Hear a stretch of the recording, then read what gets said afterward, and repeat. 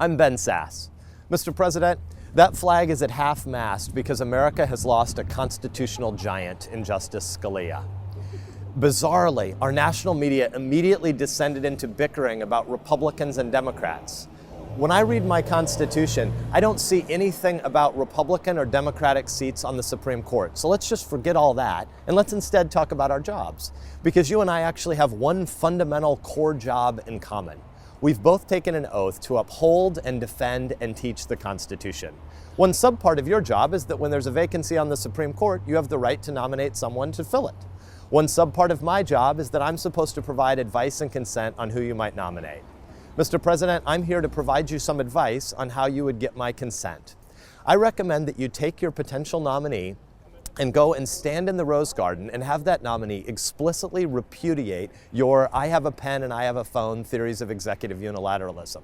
You have said in the past that it doesn't matter to you if the Congress passes the laws you want them to pass because you can just make up law by executive fiat.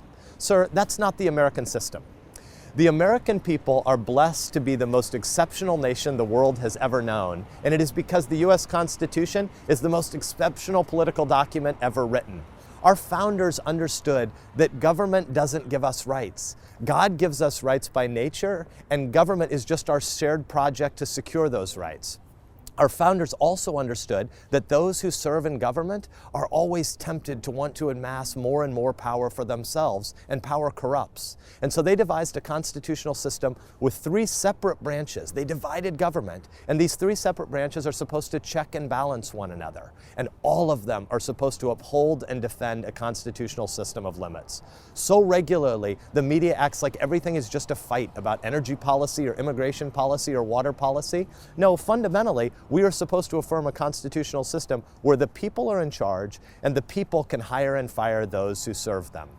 Mr. President, I advise you to please nominate someone who loves the Constitution and who will repudiate your theory of I have a pen and I have a phone executive unilateralism. That's my advice on how you'd get my consent. Thanks for listening.